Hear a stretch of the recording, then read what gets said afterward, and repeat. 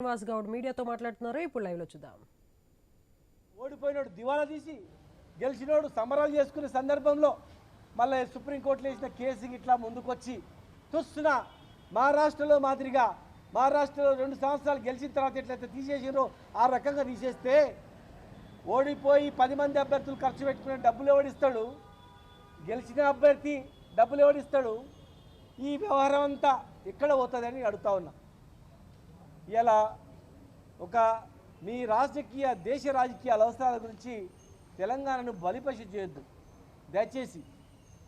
Supreme court దగ్గర అడావుడి, high court దగ్గర అడావుడి, మొత్తం వీళ్ళని చూసి జడ్జిమెంట్ ఇచ్చేటట్లు, వీళ్ళే వినిపించేటట్లు, వీళ్ళు లేకపోతే అడ్వకేట్లు ఎవరు మాట్లాడినట్లు ఇది ఎక్కడ కూడా జరగలే. అట్లా చట్టం ప్రకారము అడ్వకేట్లు వాదిస్తారు, చట్టం ప్రకారం న్యాయమూర్తి గారు వారి యొక్క జడ్జిమెంట్ ఇస్తారు, అంతే తప్ప మనసులో చూసి ఇవ్వరు. అంటే జనం దృష్టిలో ఎంత గొప్పగా వీళ్ళు హైకోర్టులో పోయి కొట్లాడుతున్నారు చూసినావా అన్నట్లు. ఏమన్నా ఇది తాడాటనా? గుంజనికి పోయినాం, అందరం పోయినామా? నీకే చెప్పండి. ఇది దయచేసి ఇప్పటికి కూడా ఒకవేళ హైకోర్టు అనుకూలంగా ప్రభుత్వానికి అనుకూలంగా ఇచ్చిన సంతోషం, మేము చాలా సంతోషపడతాం. కానీ సుప్రీంకోర్టులో కూడా గెలవాలి, సుప్రీంకోర్టులో కూడా